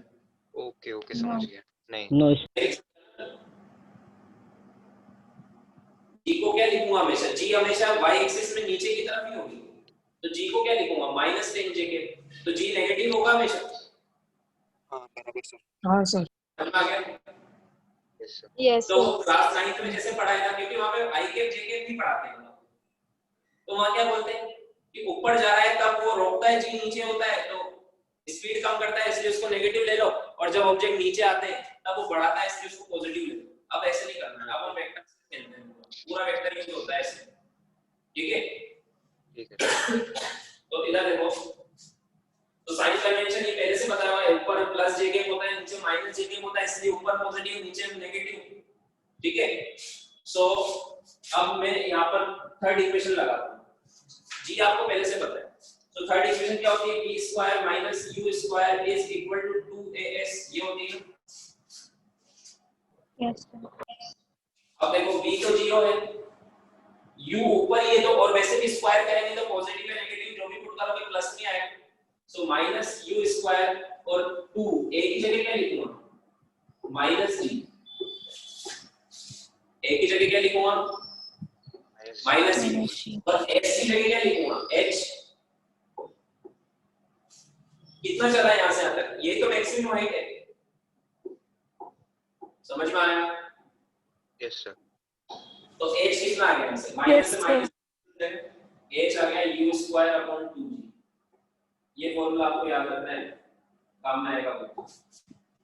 g की वैल्यू अब मैं पूछूं इसमें g की वैल्यू कैसे पुट करोगे, प्लस में या माइनस में? इस फॉर्मूले में Plus. अब ये गलती मत करना वरना डबल धमाका हो जाएगा। एक बार ये माइनस लगा देना आपने, इसी से तो ये आया, तो यहाँ पे सब प्लस में पुट करना है। समझ में आया क्या? यस तो वैसे हाइट माइनस में नहीं हो सकती, हाइट पूछा है तो डिस्प्लेसमेंट माइनस हो सकता है, लेकिन हाइट थोड़ी ना हो सकती माइनस। मैंने पूछा मेरी हाइट माइनस की 6 फीट है, ऐसा होता है? No, sir. नो ठीक है, तो हाइट तो प्लस में आएगी, लिख लो इसको। ये फॉर्मूला अभी के भी याद होना चाहिए, u square upon 2g। Maximum height का फॉर्मूला क्या होता है? u square upon 2g। लिखो डन सर। अब ओरल क्वेश्चन करते हैं, इसके ऐसे क्वेश्चन लिखना नहीं है, ओरल करेंगे। मैंने बोला एक ऑब्जेक्ट को 20 से ऊपर फेंका, बताओ कितने ऊपर तक जाएगा? 1 मीटर। 20 मीटर तक ही जाएगा। 20 into 20 upon 20, तो कितना आंसर आएगा? 20 मीटर। 20 मैंने मीटर। बोला एक ऑब्जेक्ट को मैंने 10 मीटर से फेंका, कितने ऊपर तक जाएगा? 10 मीटर पर सेकंड से फेंका। हाँ 1 मीटर। हाँ 5 metre. 5 metre. 10 into 10 upon 20 5 metre. तो ये तो सिंपल क्वेश्चन है, तो ये फॉर्मूला याद होगा तो ओरल हो जाएगा। समझ में आया? Yes sir. Yes sir. अब देखो 1 मिनट सर। सर एक मिनट रुक जाओ। हाँ देखो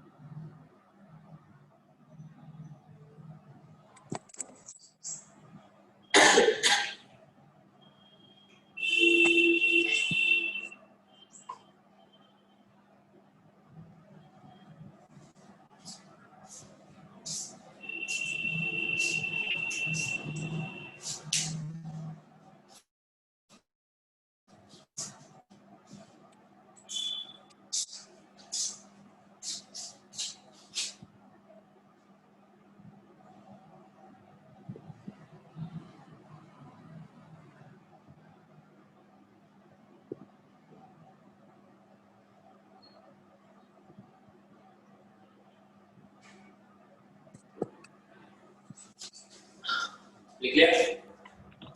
यस सर। फॉर्मूला याद हो गया मैक्सिमम हाइट का? तो आपको u गिवन है, तो आप मैक्सिमम हाइट कितना ऊपर जाएगा ये बता सकते हो। ये तो केस में चल रहा है।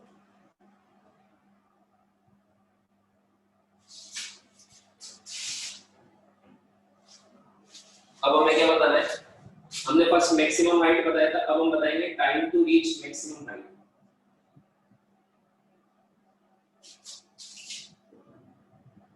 जो आपको पहले से आता है।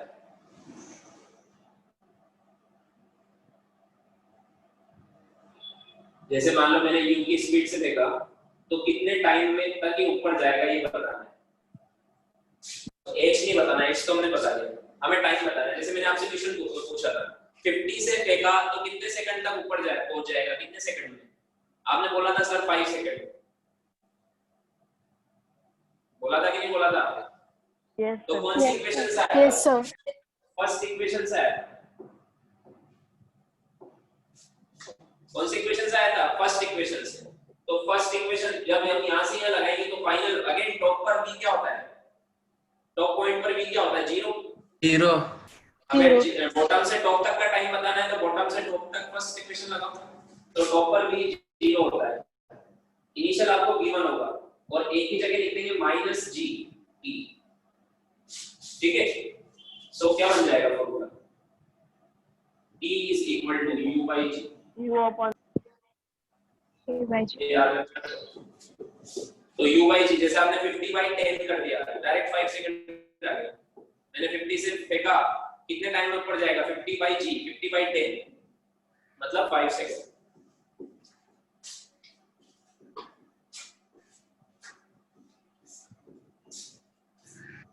Done sir. No sir wait. No sir wait.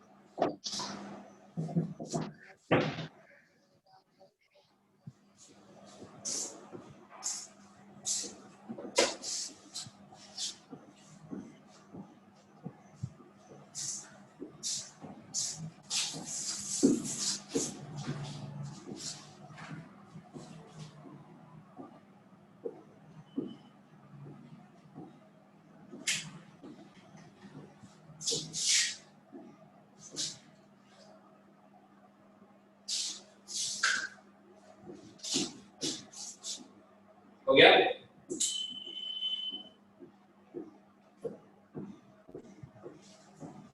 Yes sir. अब हमें बताना है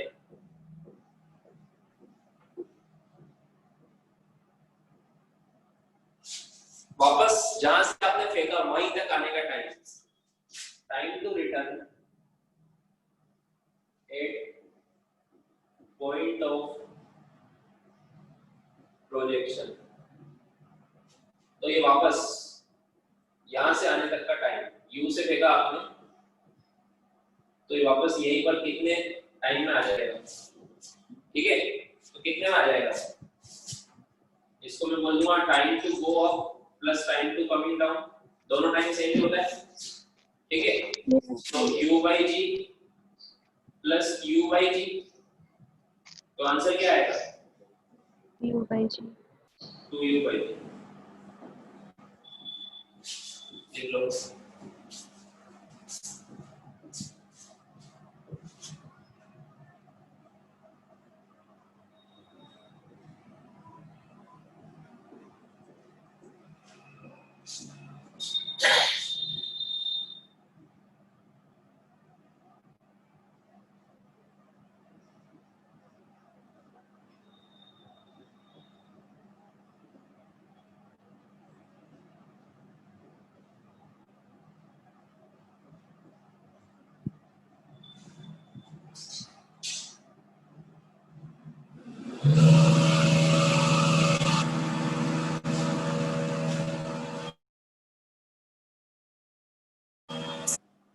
यस सर डन।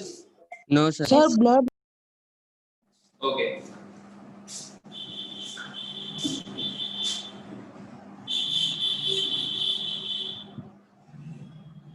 सर हाँ बोलो।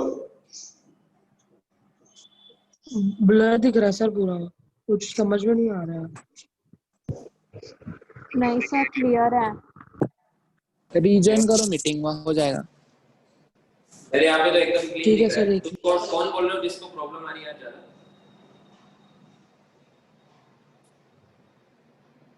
सर सर्वर इशू है।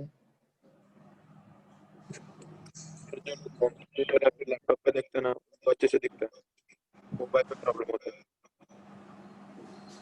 हटा दूं? सर डायग्राम रखो ना सिर्फ। हाँ,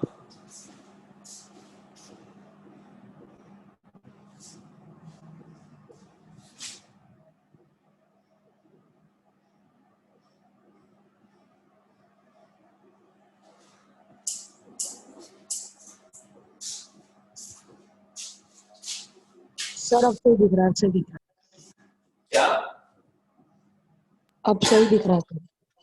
ओके, हटा दो, सर कर दो पूरा। हाँ पूरा कर देता हूँ।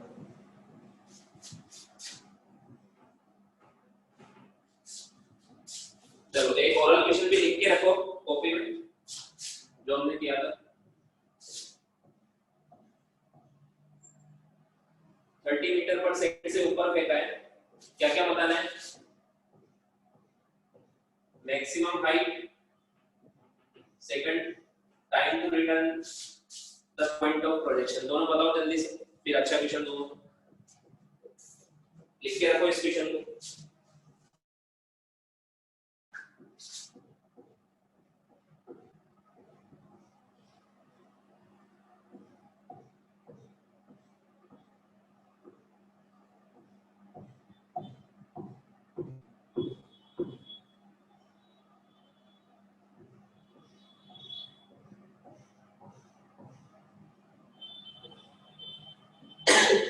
सर टी वो सिर्फ ऊपर जाने का कि ऊपर जाके नीचे आने का, दोनों? दोनों बताओ, टोटल टाइम बताओ। हाइट मैक्सिमम 45 मीटर मैक्सिमम और हाइट टाइम 6 सेकंड। 45 और टाइम 6 है। मैक्सिमम हाइट का फॉर्मूला होता है q स्क्वायर अपॉन 2g, मतलब 30 into 30 यस, अपॉन 20, अपॉन मतलब 45 मीटर। टाइम ऑफ फ्लाइट का फॉर्मूला होता है 2u by g, means time to return the ground, 2 into 30 by 10, मतलब 6 सेकंड। ये है answer. Yes. Yes. Yes. Yes, sir. देखो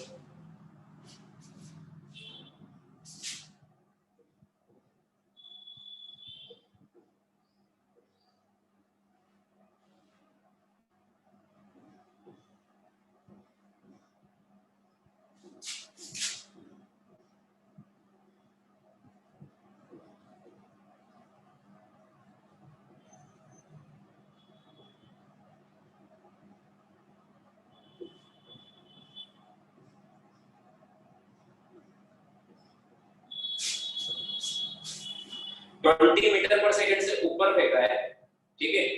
हमें वो टाइम बताना है जब ये 15 मीटर वाले पॉइंट से, मतलब 15 मीटर यहाँ से ग्राउंड से 15 मीटर वाला एक पॉइंट होगा, वहां से निकला है, वो टाइम बताना है जब इसने इसको क्रॉस किया है। बताओ।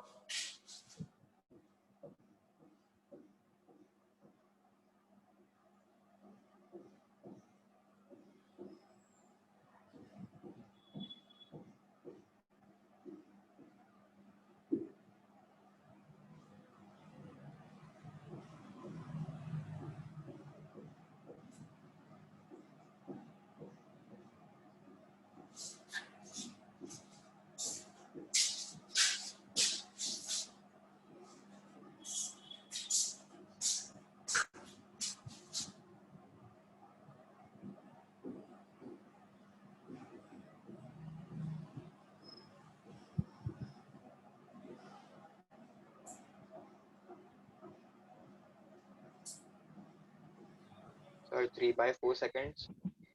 Yeah. No, 1.5 second. 1.5 second. नहीं 3/4 seconds आ रहा है। नहीं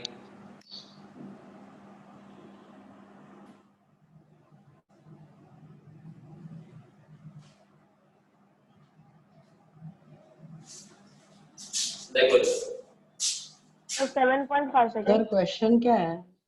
हाँ सर 7.5 seconds. ये लिखा है बोर्ड पे। 7.5 सेकंड आ गया sir. Find out the time when it crosses 15 meter mark. An object is thrown 0.7.5 seconds. 50 meter per second. Sorry, 0.75 seconds. नहीं देखो देखो हमें क्या क्या गिवन है? 3 seconds. h equal to 15 metre. 15 metre की हाइट पर हमें टाइम बताना है कब पहुंचेगा। u equal to 20 metre per second. ये दोनों प्लस में क्यों लिए, क्योंकि ऊपर की तरफ प्लस होता है। ऊपर की तरफ क्या होता है, जैसे राइट में प्लस होता है वैसे ऊपर की तरफ प्लस होता है। तो कौन सी इक्वेशन, और g हमें पता है, कौन सी इक्वेशन यूज करें? Second. सेकंड टाइम बताना। तो T is equal to 1 या 3. क्या बोल रहे हो, पीछे वॉइस कट हो गई। देखो सेकंड इक्वेशन क्या होती है, s ut plus half at square। वो वर्टिकल मोशन में क्या बन जाएगी, s की जगह h आ जाएगा, u की जगह u t और a की जगह माइनस g आ जाएगा। ये इक्वेशन यहाँ पर सेकंड इक्वेशन। तो अगली बार से मैं डायरेक्ट लिखूंगा, चलेगा? एक काम करते हैं, एक बार तीनों इक्वेशन लिख लेते हैं कि वर्टिकल मोशन में तीनों इक्वेशन क्या होती है, ठीक है। फर्स्ट होती है v is equal to u minus gt, second होती है h is equal to ut minus half gt square, third होती है v square minus u square is equal to minus 2gh। ये तीनों इक्वेशन होती है यहाँ पर। समझ में आ गई तीनों इक्वेशन? s की जगह h आ गया, a की जगह माइनस g आ गया। अब इसमें g आपको प्लस में पुट करना है, मैंने ऑलरेडी माइनस लगा दिया है। समझ में आया?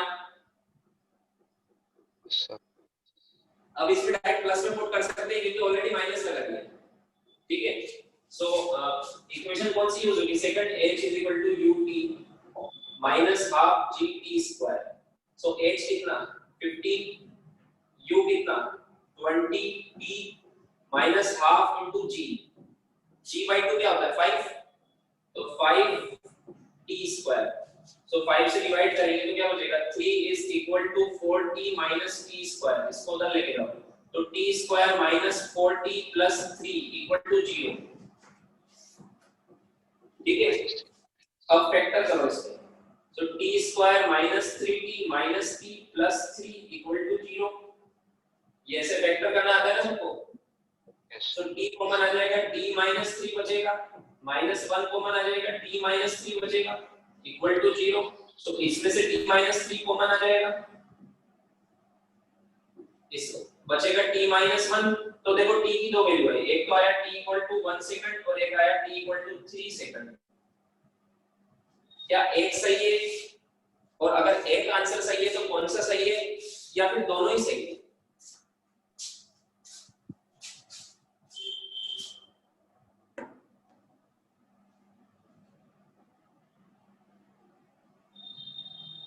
बताओ।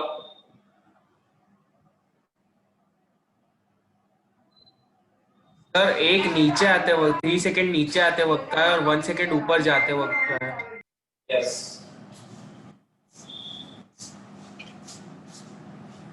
देखो सर दोनों सही है। क्यों? क्योंकि जब हम कोई चीज ऊपर फेंकते हैं तो जहां जहां से वो निकलता है वहां पे वो वापस आता है ना। तो जब ये 15 मीटर से निकलेगा, ये 15 मीटर वाला मान लो, ये मान लो 0, ये 5, ये 10, ये कितने तक जाएगा? कितने तक जाएगा ये? 20 तक पूछा था ना मैंने, ये 20 तक जाएगा।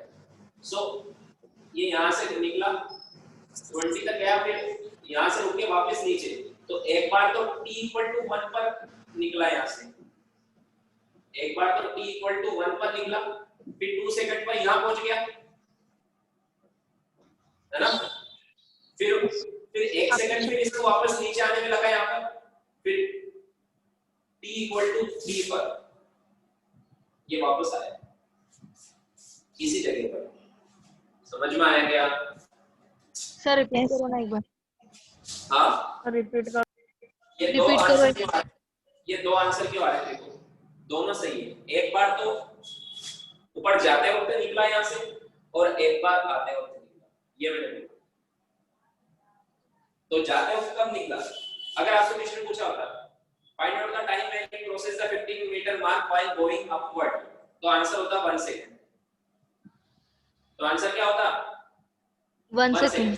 क्वेश्चन में ये पूछा जाता find out the time when crossing the 15 metre mark while going downward, तो आंसर होगा 3 सेकंड। समझ में आया? हाँ सर। सर पर एक ही क्वेश्चन से दोनों कैसे आ गए? क्यों? ये क्वाड्रेटिक इक्वेशन है ना। क्वाड्रेटिक इक्वेशन के दो आंसर होते हैं, दो रिजल्ट आते हैं, ठीक है? वो तो सही है, इसलिए आगे दोनों आंसर।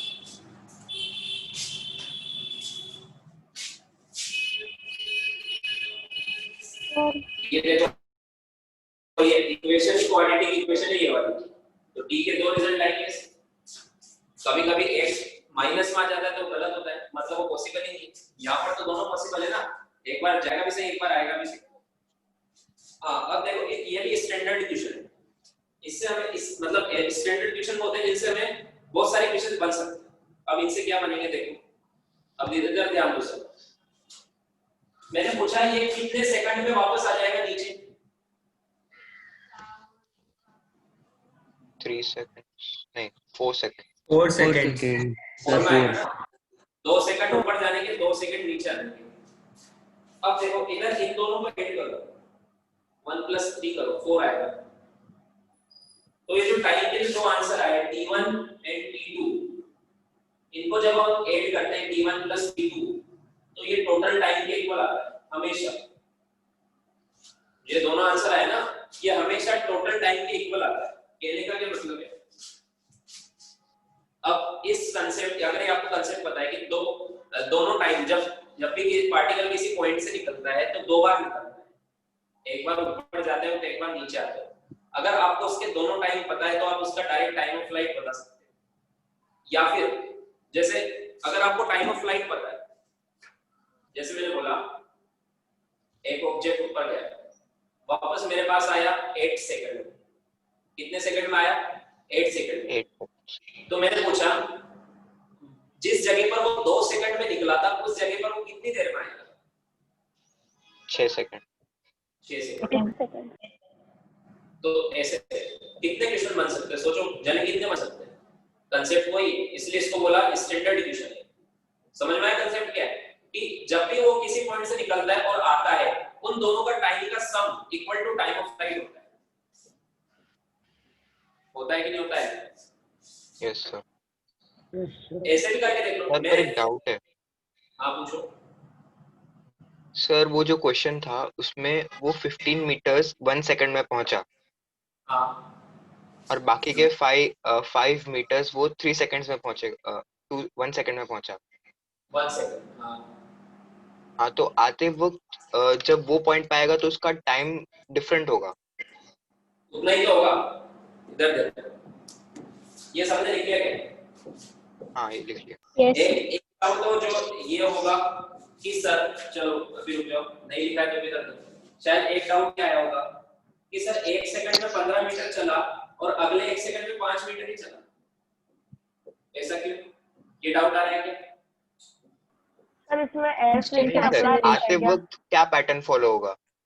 आते वक्त ये होगा, अब फर्स्ट सेकंड में 5 मीटर चलेगा और लास्ट सेकंड में मतलब 4th सेकंड में 15 मीटर चलेगा। क्यों? क्योंकि शुरू में आते वक्त स्पीड 0 थी उसकी, 0 से स्टार्ट हुआ ना, यहाँ पर स्पीड 0 थी, इसलिए फर्स्ट सेकंड में 5 मीटर ही चला। फिर यहाँ स्पीड 1 सेकंड बाद स्पीड हो गई 10 मीटर पर सेकंड। समझ में आया क्या? हाँ तो उसके बाद फिर यहाँ हो गई 20, तो इसलिए 4th सेकंड में फिर 15 मीटर चलेगा। समझ गया।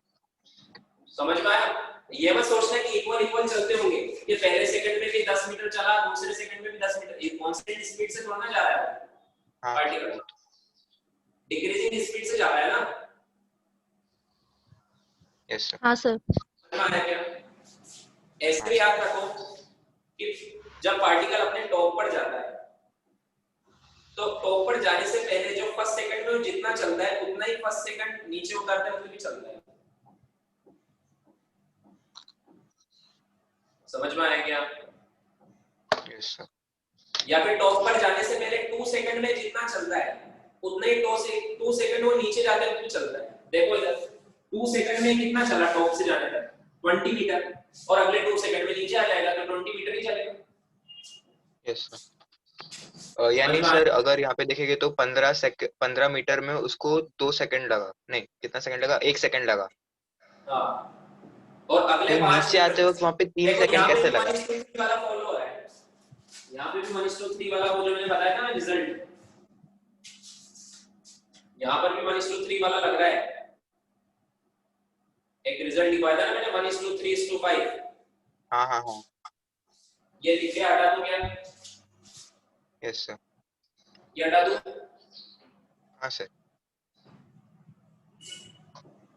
देखो जब हम जब ये ऊपर से नीचे में देखो इसको, जब ये ऊपर से नीचे आएगा तो जैसे मैंने मान लो यहाँ से इसको ड्रॉप किया, मतलब u = 0 है ना, u = 0 है और इसका एक्सेलरेशन भी यूनिफॉर्म ही है।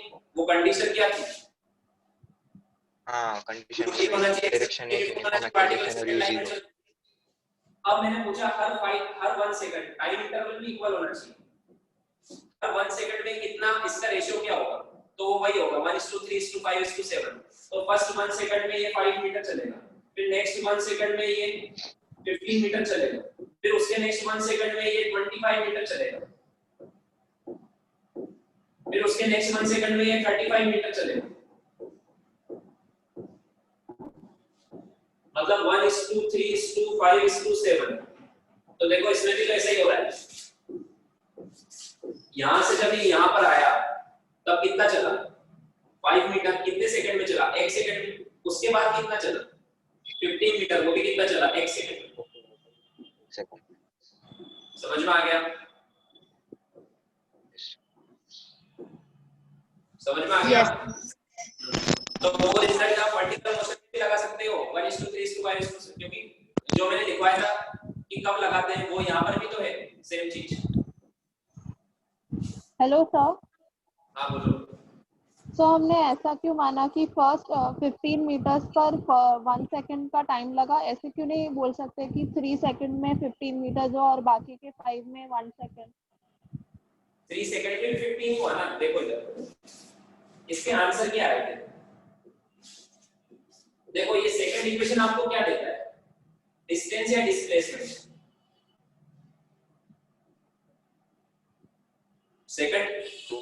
ये सेकंड इक्वेशन आपको क्या देती है, डिस्टेंस डिस्टेंस डिस्प्लेसमेंट वो दोनों same he displacement they the equation, ये सब डिस्प्लेसमेंट की इक्वेशन है ना। अब मुझे बताओ, हाँ। एक पार्टिकल यहां से यहां तक चला, 1 सेकंड लगाओ, कितना चला 15 मीटर, तो डिस्प्लेसमेंट कितना हो गया 15 मीटर, इसलिए आंसर आ गया 1 सेकंड। आंसर क्या आ गया 1 सेकंड।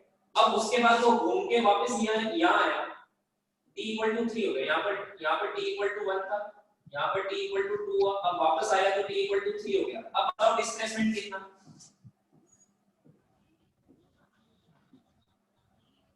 इनिशियल पोजीशन यहाँ पर, फाइनल पोजीशन यहाँ पर, तो t = 3 पर भी तो डिस्प्लेसमेंट 15 मीटर ही है। Okay yes sir. सर नहीं समझ। हाँ। अरे यार इतना सिंपल क्वेश्चन में इतने डाउट आते हैं। इधर देखो, एक पार्टिकल यहाँ से गया, यहाँ आ गया, बताओ डिस्प्लेसमेंट कितना हुआ।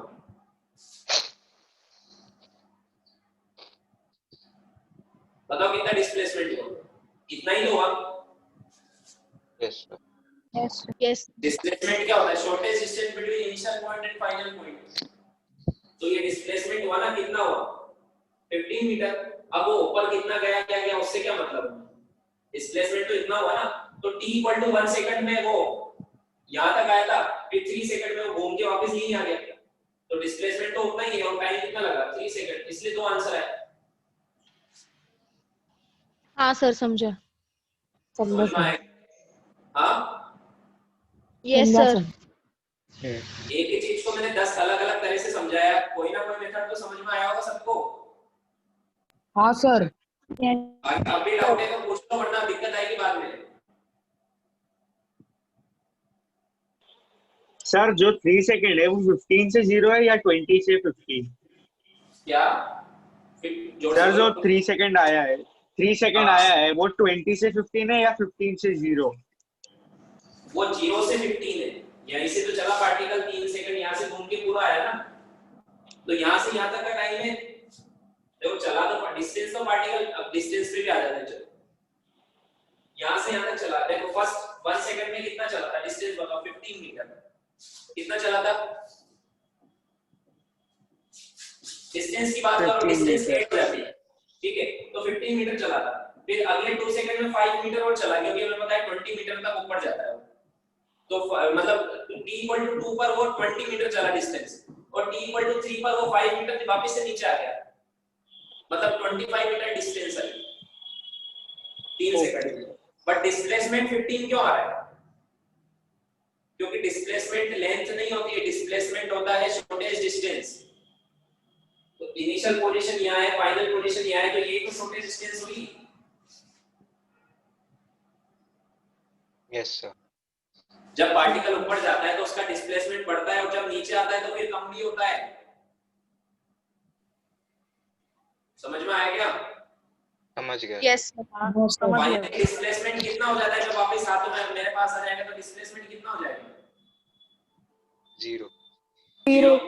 मैंने पूछा टाइम बताओ, तो तुम बोलोगे सर 0 है तो 0 ही टाइम होना चाहिए ना। अरे 0 क्यों होगा,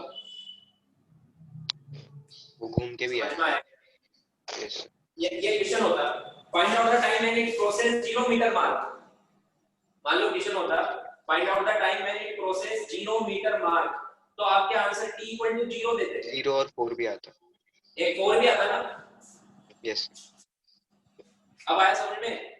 यस हाँ सर समझ गया। आगे समझ में?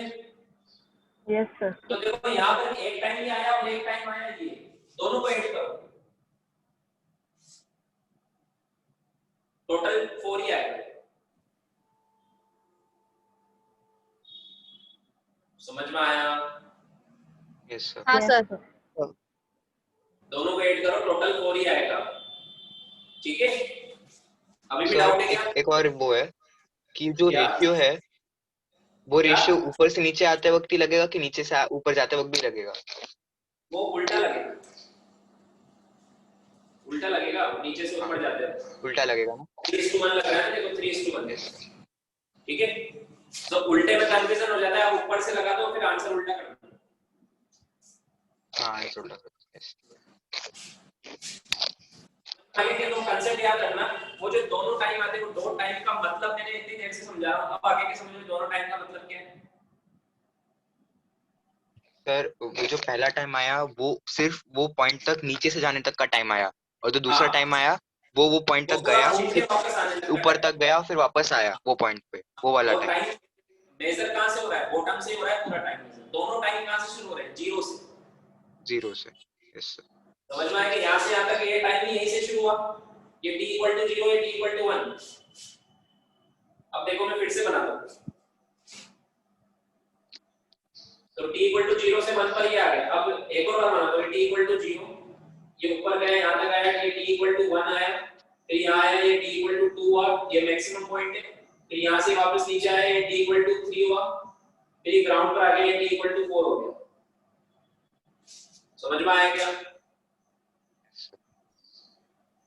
सर वो ऐसा लग रहा था ना कि जो दूसरा टाइम आया वो टॉप पॉइंट से लेकर 3 तक आया ना, उसका ऐसा लग रहा था पहले नहीं, जब यहां से पता नहीं तक लगा। 1 सेकंड हुआ ना, यहां हाँ से तक 1 सेकंड ही हुआ ना। लास्ट 1 सेकंड में हाँ जितना ऊपर जाता है उतना ही फर्स्ट 1 सेकंड में उतना ही नीचे आता है।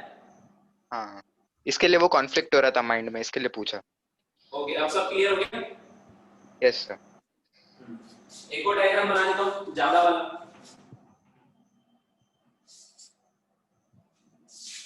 जैसे मान लो इसको मैंने 40 से फेंका, कितने से? 40 मीटर पर सेकंड, तो कितने टाइम में वापस आ जाएंगे? 8 सेकंड। 8 seconds. ठीक है, t = 0 से शुरू हुआ, 8 सेकंड में वापस आया।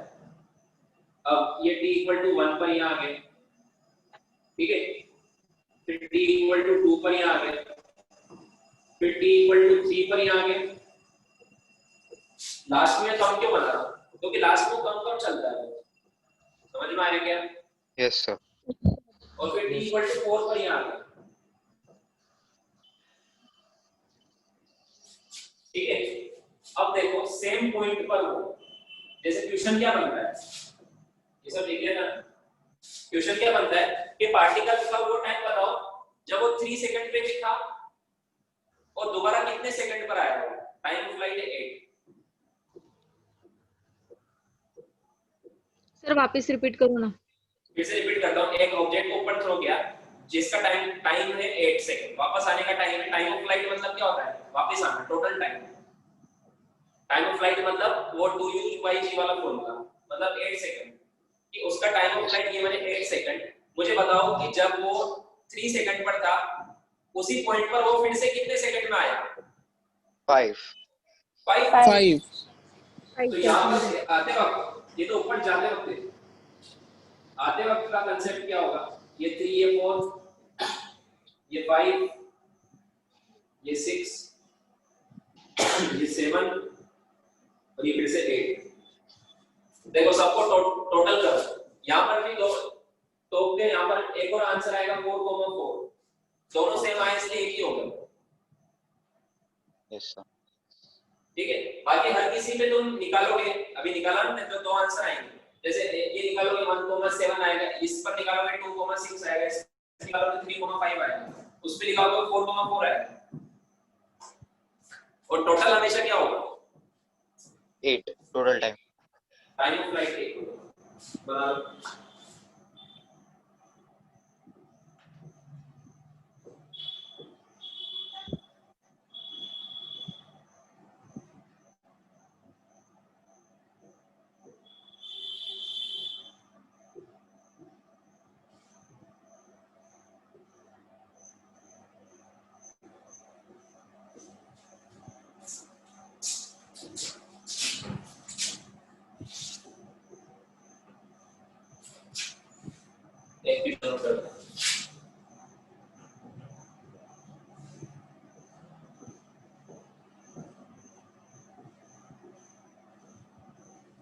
v0 की स्पीड से इसको ऊपर थ्रो किया है, हमें बताना है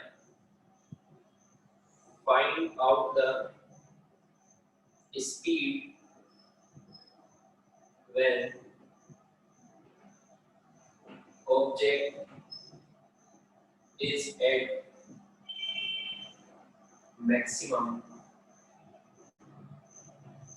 height.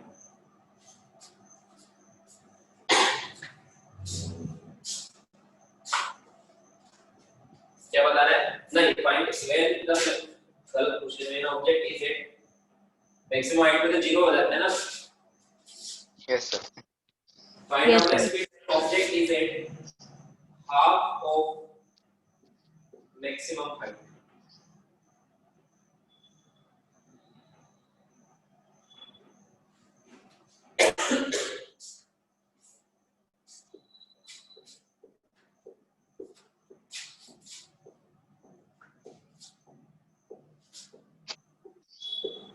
चलो अभी टाइम सर नहीं u है, स्क्वायर बाय 4g आएगा। क्या आएगा? v u square upon square 4 by 4g। u कहां से आएगा? इसके टर्म v में आंसर नॉट आएगा। Square by v not square upon 4g। देखते हैं चलो। सबसे पहले अगर इसकी हाफ ऑफ मैक्सिमम हाइट, मान लो मैक्सिमम हाइट है यहाँ तक, तो इसका हाफ होगा ये, तो पहले तो मैक्सिमम हाइट निकालो तभी तो ये डिस्टेंस मिलेगी हमें, है ना? तो मैक्सिमम हाइट क्या होगी? मैक्सिमम हाइट होगी h u square upon 2g होता है, तो यहाँ पर u की जगह क्या है? v not square upon 2g, ये है मैक्सिमम हाइट। कितनी है? v not square upon 2g, तो बताओ ये कितना होगा? v not square upon half 4g, यही होगा ना? यस। अब इतना चलने के बाद इसकी स्पीड कितनी हो जाएगी? यहाँ पर इसकी स्पीड कितनी हो जाएगी? मान लो v हो जाएगी, तो v बताना है आपने हाफ लेवल पे, तो कौन सी इक्वेशन लगेगी? फाइनल स्पीड पता नहीं, इनिशियल पता है, हाइट पता है, वो g पता है, कौन सी इक्वेशन? थर्ड वाली, थर्ड वाली बतानी है। तो थर्ड इक्वेशन क्या होती है? v square minus u square is equal to minus 2gh, ये होती है ना? यहां से यहां तक लगा दो, तो फाइनल स्पीड तो v है माइनस u स्क्वायर, u की जगह क्या लिखूंगा? v नॉट, तो v नॉट का square is equal to minus 2g, h की जगह क्या लिखूंगा? ये लिखो v not square upon square by 4g। g से g कैंसिल, 2 से 2 टाइम्स, तो v square is equal to v not square इधर आएगा, माइनस ये क्या बचा? v नॉट स्क्वायर बाय 2, तो बचेगा v नॉट स्क्वायर बाय 2, इसमें से माइनस क्या तो बचेगा, दोनों तरफ अंडर रूट लूंगा तो v कितना आएगा? v नॉट बाय रूट 2, ये आंसर है।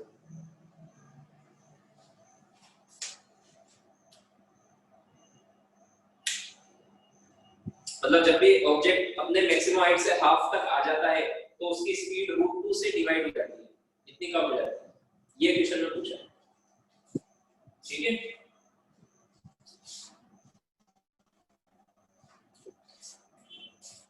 आया समझ में? यस। तो हमारा बॉटम से टॉप वाला केस हुआ है, नेक्स्ट केस नेक्स्ट क्लास में देखेंगे।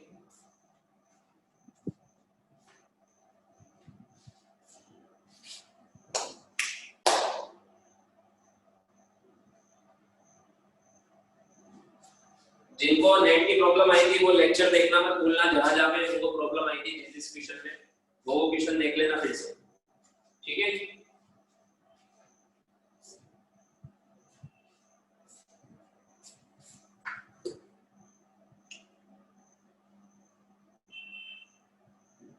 कर दूं close? Sir yes sir. Sir एक मिनट, हाँ